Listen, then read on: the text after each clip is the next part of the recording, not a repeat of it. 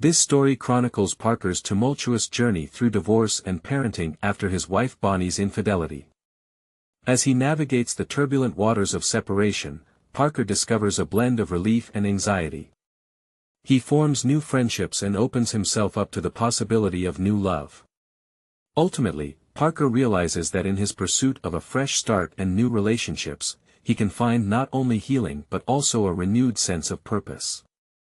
Have you ever been suspected of a serious crime, a crime you didn't commit? If not, consider yourself fortunate. I, Parker, found myself in such a predicament.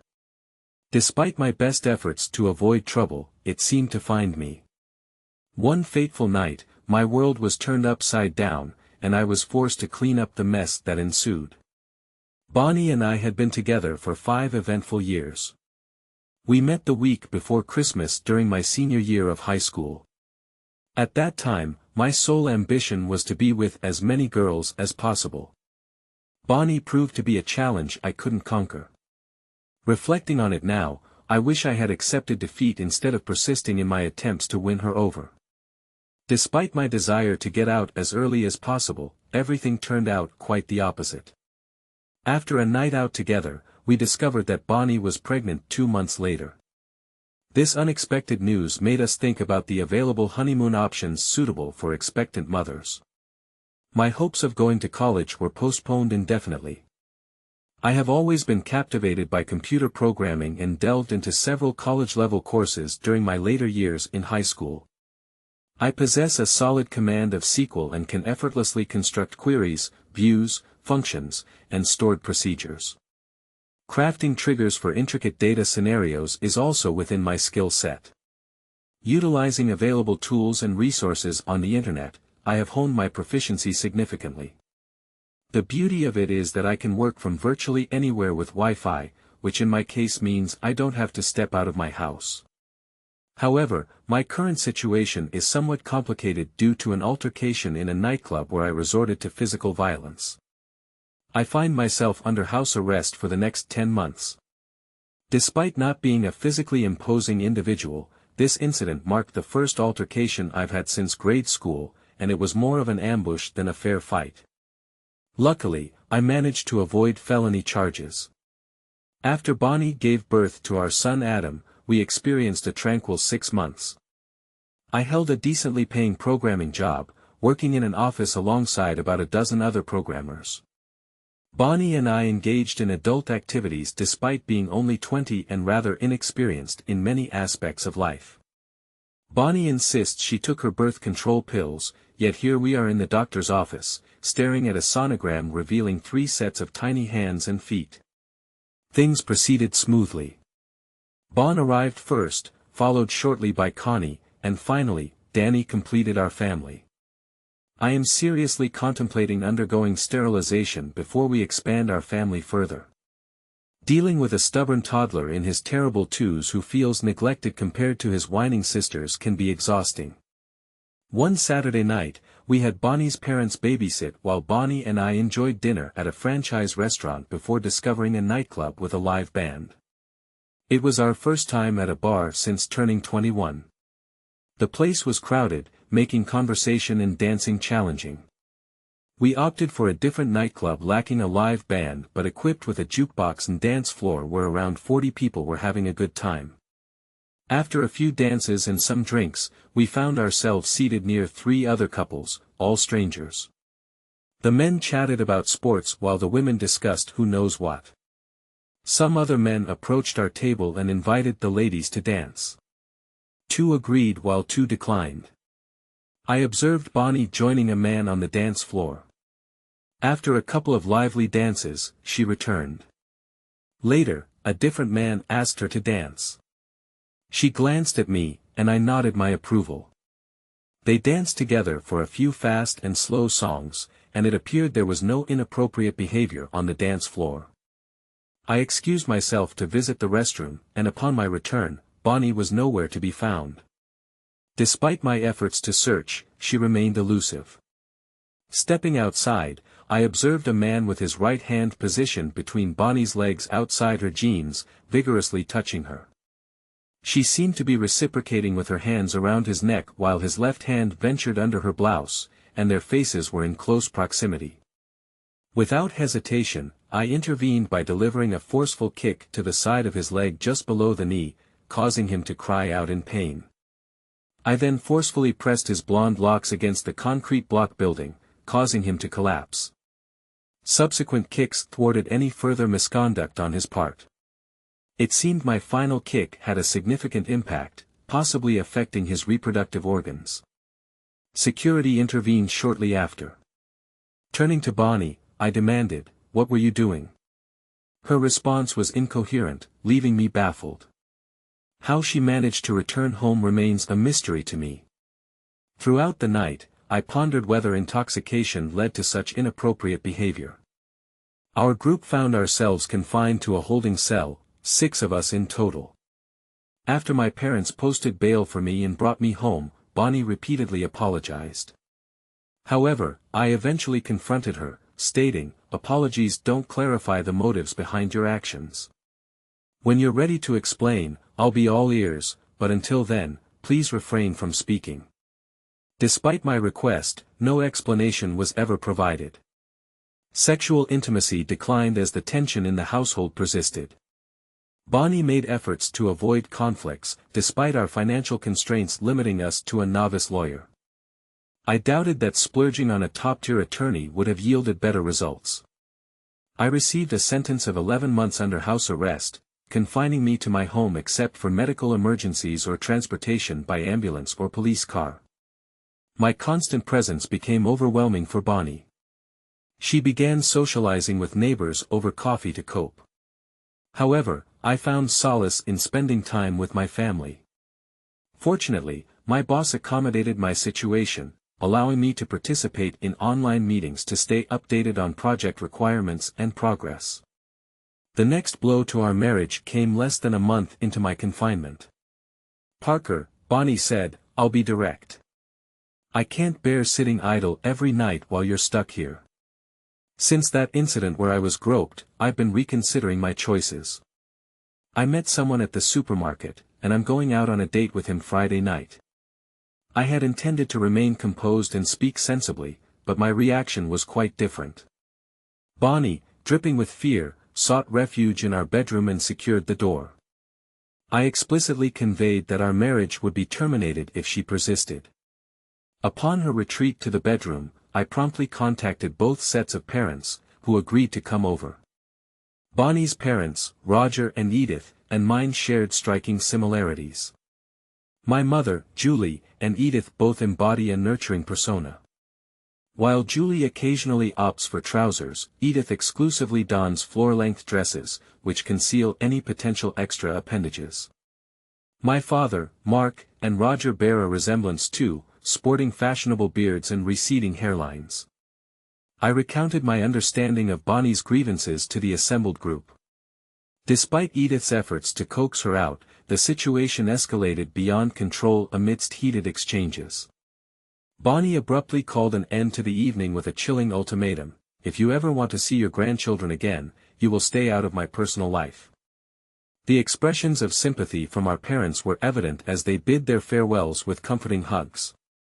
Bonnie retreated once more to the bedroom, locking the door behind her and leaving me to spend another night on the couch. Bonnie was hardly home for the remainder of the week, and I was clueless about her whereabouts. I found myself responsible for 4 affectionate yet needy mouths to feed and attend to. Mark arranged for a visit from a divorce lawyer, leaving me feeling trapped with limited options. Unless Bonnie was proven unfit as a mother, I faced nearly 18 years of child support along with expenses for spousal support, housing, and other obligations. On Friday evening, just past 6, the disrespectful remark from Bonnie came, "I'm not sure if I'll return tonight." I pleaded with Bonnie one final time not to leave. Despite my pleas, she drove away, signaling the end of our marriage. Around 1 a.m., my phone rang, but I didn't recognize the number, so I let it go to voicemail.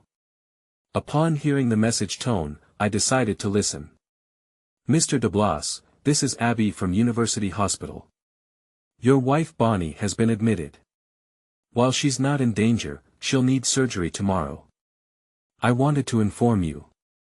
My number is. Part of me felt a sense of justice, however, I couldn't leave the house. Did he harm her? Was she in a car accident? Was he behind the wheel? Sleep eluded me as I pondered these questions. The hungry cries of the 3 little ones only added to my exhaustion, and I was drained by the time the roosters announced dawn. At 8 a.m., the doorbell interrupted my thoughts. Approaching the front door, I noticed a sleek sedan parked behind my car. The man standing at the door displayed his badge and asked, "Is Parker Douglas here?" "That would be me." "How can I assist you, Detective John?" "Yes, call me John." "Are you aware that your wife is in the hospital?" "I am." "Is that all you have for me?" "No." "Where were you around midnight last night?" "If you bothered to check, you'd already have the answer," I replied, gesturing toward my ankle monitor. "Oh, my apologies. I should have done some research. Do you know anyone who might wish harm upon your wife?" "No one immediately comes to mind. The hospital left a message about her being there. That's all I know." "What happened?" "I must say, Parker, your demeanor is rather perplexing." "Care to elaborate?" "She decided to end our marriage last night and went on a date. I somewhat hope her companion assaulted her severely." His expression turned grave. "Nothing of that sort, at least not as far as I know. As she was leaving a motel room, she was physically attacked. There's no indication of sexual assault. Her face is badly bruised, but the most severe damage is to her left hand. Each finger was broken with a hammer. They left a message on her face with a black marker, 'Choices have consequences.'" Despite the grim news, I found myself smiling. I had no involvement whatsoever in this. "I can't help you, John. If you'll excuse me, I hear children who need feeding." I considered reaching out to Bonnie's parents to inform them of what I knew, but ultimately decided Bonnie should handle that conversation herself. The day was filled with the usual chaos of caring for the children, feeding, bathing, changing diapers, and repeat. I barely had time to spare for 10 minutes of television, and my programming projects were piling up, indicating another late night of coding ahead. Just past 4 p.m., my phone rang, displaying Bonnie's name on the caller ID. I chose to let it go to voicemail. "Parker, I don't know if you're aware, but I was assaulted last night. They performed surgery on my left hand today. All my fingers and thumb are broken, and my entire hand is in a cast. Could you arrange for someone to drop off a change of clothes for when I come home tomorrow? How are my babies? Please give me a call. It's as if I'm a damn caretaker. Screw you. Put on your provocative outfit and go home." During dinner, my favorite detective showed up at my doorstep. "Mr. DeBlas, I have a search warrant for your residence." "John, no need to be so formal. Please come in. Would you like something to drink?" I remained silent as they seized my computers and engaged in a thorough search. John's assistants exchanged looks, indicating they found nothing. "John, what's happening?" "There's been a related assault. It appears to be a case of sexual retaliation. We've connected this individual to your wife. His genitals were mutilated with the same message written on his face in black marker." I wince. Mutilated? That must be painful. Similar to Bonnie's assault. I had no involvement in this whatsoever. Well, it seems like karma caught up with him. Best of luck with your investigation.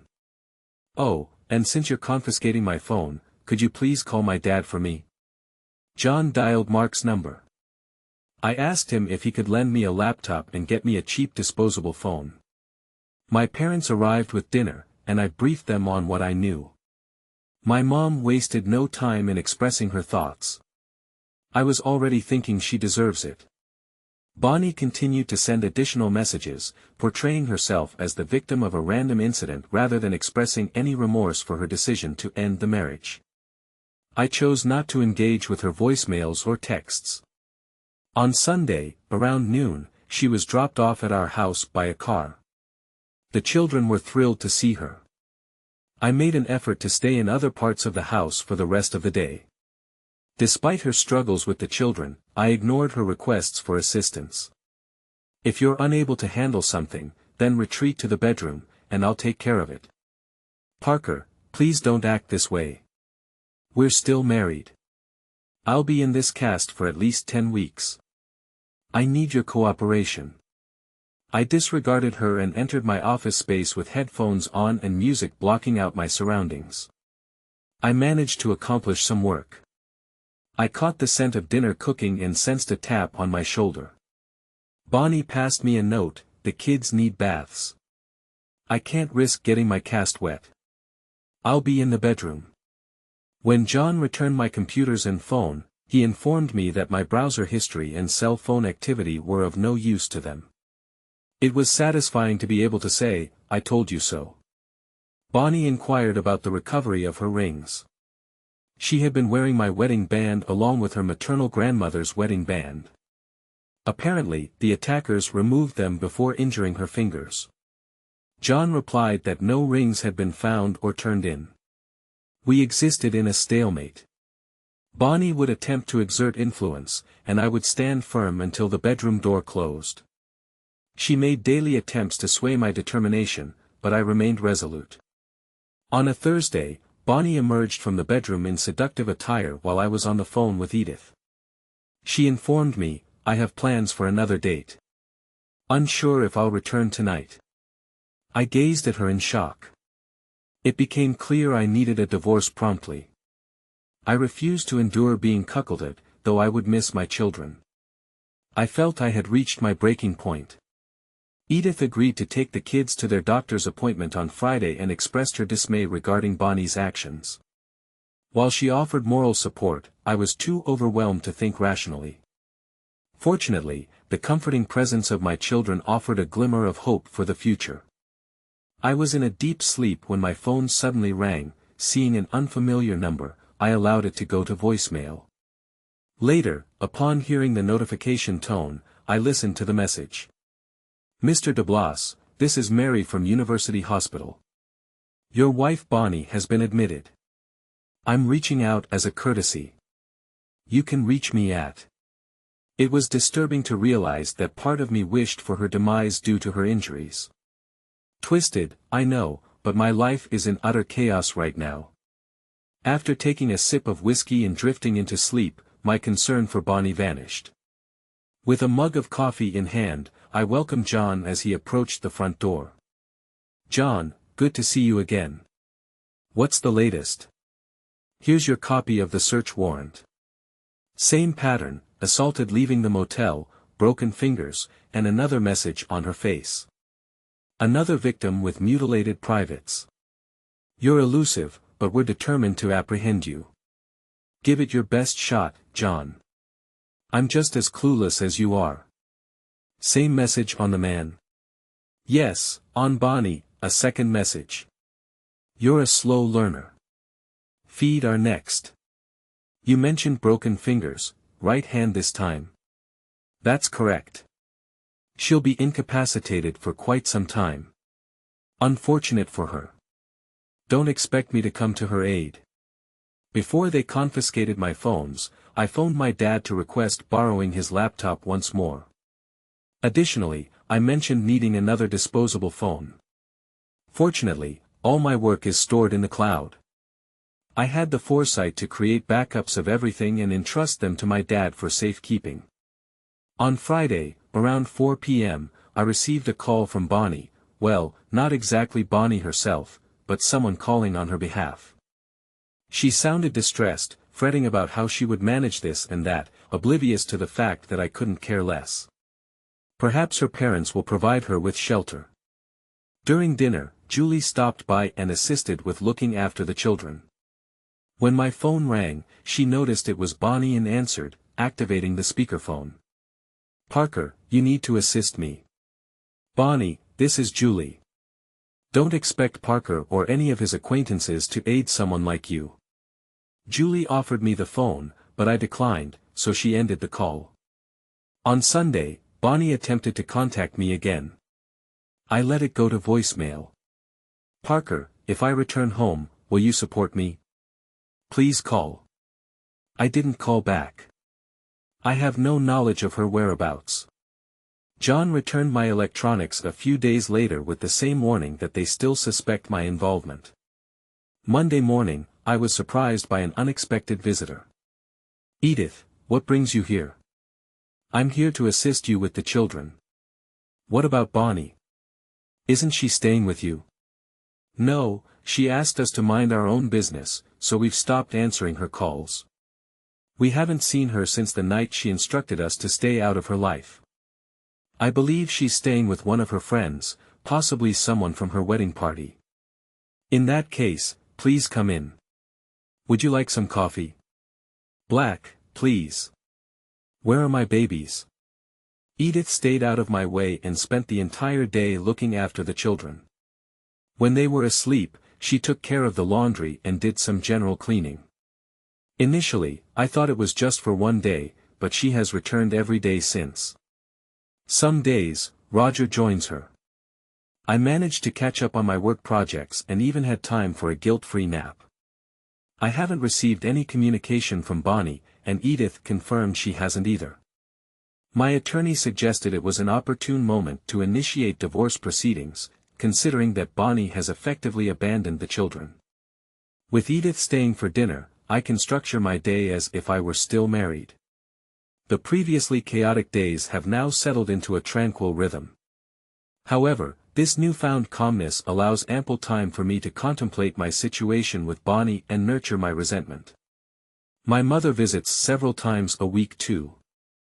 The grandparents have a much better relationship than Bonnie and I ever did. When the kids have a medical appointment, one of the grandparents usually takes them. Once the paperwork was prepared, Bonnie was served. Her voicemails were filled with explicit language and threats. I chose not to delete them, thinking they might offer the court a clearer understanding of Bonnie's behavior. Given my limited mobility, the lawyers' meetings took place in my front yard. I hoped this would bring an added layer of shame for Bonnie. They were determined to argue for Bonnie's custody rights and to secure child support from me. We made similar claims against Bonnie, asserting that she needed to find employment to contribute to child support. Given her skill set, it seemed unlikely she could manage this without resorting to earnings from escort services. The initial court hearing didn't go well for Bonnie. My lawyer portrayed me as the sole provider for the children over the past 8 weeks. They countered this by stating that due to her injuries, Bonnie couldn't use her hands. When questioned why I wasn't assisting her, my attorney presented depositions from Bonnie's 2 lovers with injured genitalia. I affirmed that I didn't approve of Bonnie engaging in extramarital affairs. Bonnie and her legal team huddled for several minutes. Their final move was presenting a piece of paper containing a cautionary message to Bonnie. My lawyer contended that the note could have been fabricated solely for dramatic effect. Bonnie's lawyers lacked evidence regarding the origin of the note. I was not involved in its creation. Now we await further proceedings. The court requested additional documentation from Bonnie regarding her abandonment of the children. According to my attorney, this development bodes well for our case. After the left-hand cast was removed, Bonnie entered the house. She found all of her belongings crammed into the laundry room, which infuriated her. My lawyer advised me to let her back in, as not doing so would create a negative impression. Despite my hope that the children would reject Bonnie, they didn't. While holding Connie, she attempted a different approach. Parker, what do I need to do to move past this? I still love you, and I believe you love me too. I'm sorry for hurting you. I was immature, but I've grown a lot in the past 3 months. Bonnie, you're mistaken. I no longer love you. The sooner I can remove you from my life, the better. I'm not leaving. You'll still have to deal with me when you visit your children. I grew increasingly frustrated, prompting me to head to my office. Our upcoming court date loomed nearer. Bonnie was asleep on the couch, and we continued to avoid each other almost constantly, similar to before when she had only one functional hand. I took care of matters once Bonnie was confined to her room. When our case was called, Bonnie appeared pleased to see her parents, although she hadn't seen them since the argument preceding her first court appearance. She waved at them, but they ignored her. Her demeanor shifted when my attorney summoned Edith to the stand. "Edith, may I address you as such?" "Yes." "Bonnie is your daughter, was. We disown her now." "Why is that?" "She's promiscuous and entirely unfit to raise my grandchildren. Parker is more than capable of caring for them." While Bonnie was incapacitated, engaging in promiscuous behavior, Parker was at home looking after the children. "She's abandoned them. I won't allow my precious angels to grow up thinking that promiscuity is an acceptable lifestyle choice." "Isn't it true that Parker is currently under house arrest?" "Yes, but that's because he assaulted someone he believed was harming Bonnie. Turns out she was engaging in promiscuous behavior that night too." "No further questions, Your Honor." Bonnie's attorney wisely chose not to cross-examine. Celebratory high-fives ensued when I was granted custody, and Bonnie was mandated to provide child support. Alimony wasn't necessary, as I was covering all housing expenses. When my lawyer presented the recorded threatening voicemails, the judge ruled that the initial 3 months of visitation must be supervised. I had anticipated feeling elated as a liberated man, but instead, it was a mix of melancholy and a touch of relief. Not much changed back at the house. Edith visited every day, and she and Julie took charge of my romantic life.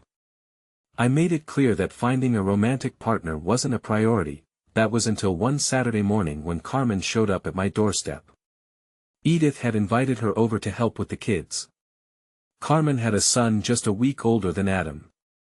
Her husband had died in a car accident when she was 5 months pregnant.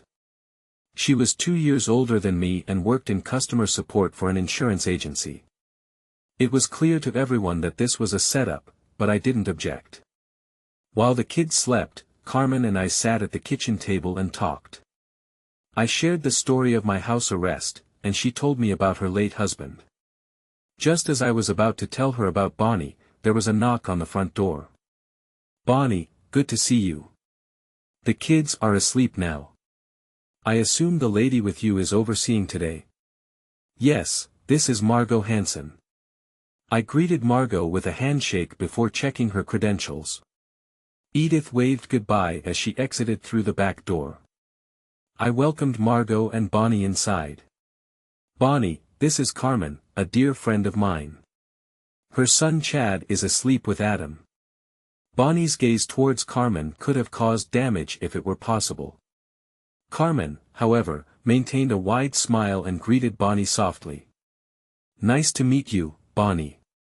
Bonnie roused the children while I escorted Carmen to the door. "Would you like me to bring dinner tonight?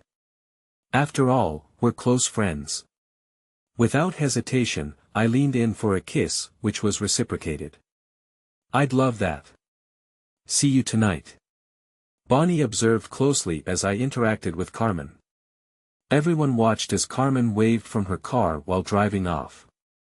4 hours later, as Bonnie and Margot departed at the end of their scheduled visit, I found myself excited at the thought of having dinner with a woman for the first time in 6 months. After feeding the kids and putting them down for a nap, I took a quick shower, shaved, and applied a touch of aftershave. I selected a nice shirt and clean pair of jeans. While I was changing, the doorbell rang. Carmen had changed clothes too. She assisted me with the hands while the boys were playing. The casserole she brought was enough to last me for several days. We conversed until nearly midnight, which I truly appreciated. Carmen wasn't merely a passive listener. She encouraged me to delve into the thoughts and emotions surrounding Bonnie's mistreatment of me. Convincing her of my innocence regarding the assaults required all my powers of persuasion. I'm unsure if she truly believes me, but it's the truth. Close to midnight, she hugged drowsy Chad and departed. I requested to meet her again, and she agreed. Our goodnight kiss held much more passion than the earlier peck. I had previously thought I didn't require female companionship, but I spent the entire night tossing and turning, reconsidering. Edith arrived early on Sunday, eager to hear about how things had gone with Bonnie. However, she quickly shifted the conversation to discuss Carmen. I remained reserved about my feelings at this point. I doubt any woman would be interested in a young father with 4 mouths to feed and care for, though I might be mistaken about that. Carmen brings over a casserole every Saturday. With 2 more months of house arrest, my entertainment options are limited to television or music. When Carmen requested music, she pulled me up to dance. I struggled to prevent my arousal from showing. Unfortunately, she succeeded in provoking a reaction. Parker, I'm not prepared to dive into another relationship, but it's empowering to know I still captivate you. Can you handle taking things slow? Kmen, I believe so. My thoughts are jumbled. I'm unsure of what I want. Does that make sense? Completely. I can't fathom what you've been through, and I'm equally certain you can't understand my experiences. It will take time. Edith had entrusted me with looking after the kids during weekends. On Tuesday, she asked me to take a seat. Parker, I don't want to control your life. Well, maybe a bit. I had a chat with Carmen's mom last night. They reside on the East Coast. She mentioned that Carmen's car had broken down, and she couldn't afford repairs with rent and child care expenses. She barely had a few $100 left each month. Do you think we could take care of Chad and save her the child care costs?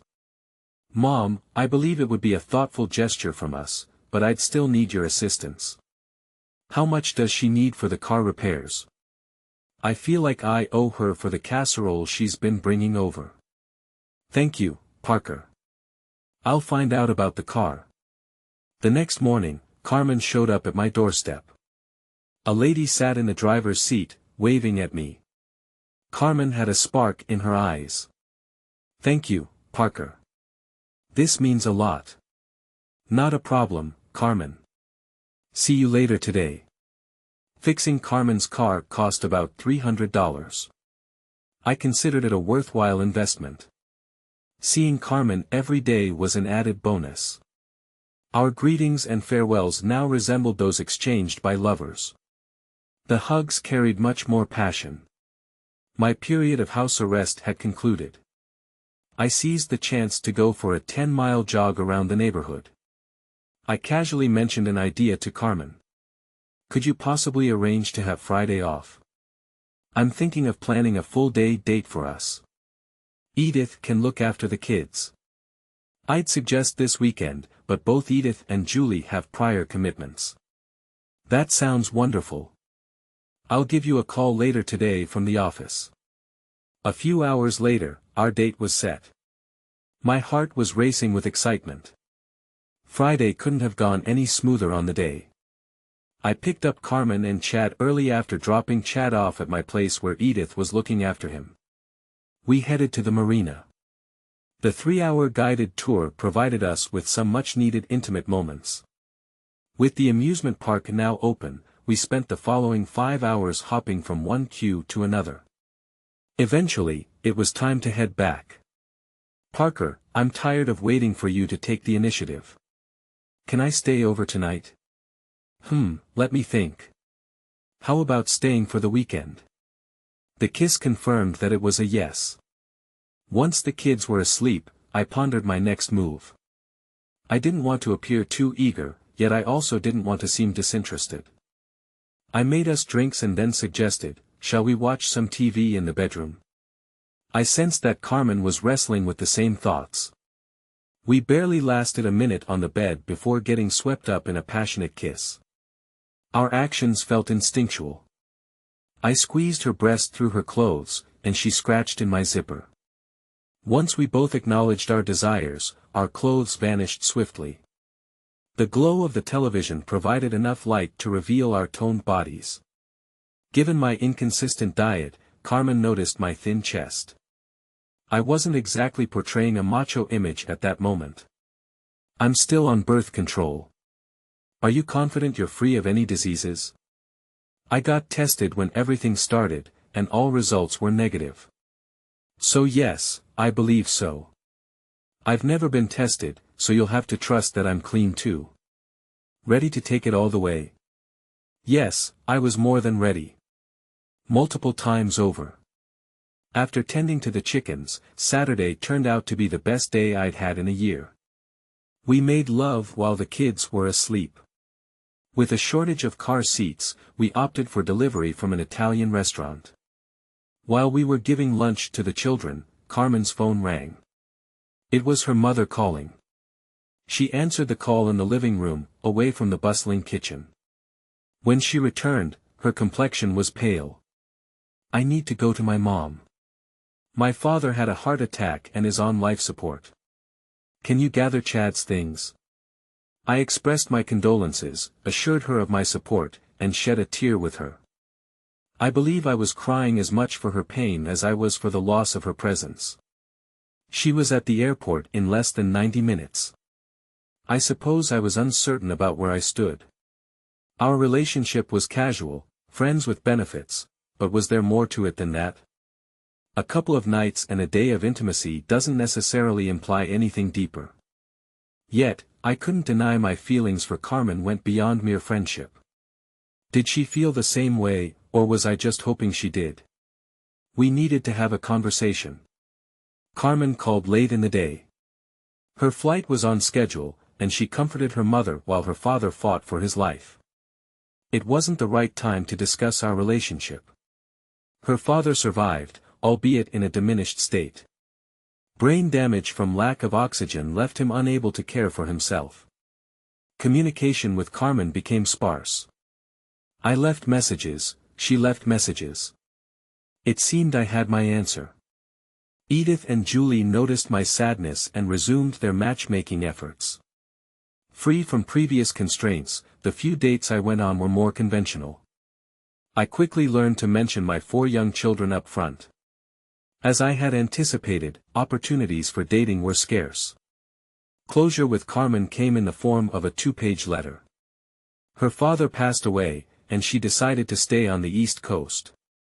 She cherished our time together and wished me well in finding someone new. It stung. I won't deny that. I traded in my sedan for an SUV to accommodate 4 car seats and another adult. The grocery store cashiers looked out for me, ensuring I didn't purchase anything unsuitable for my quartet.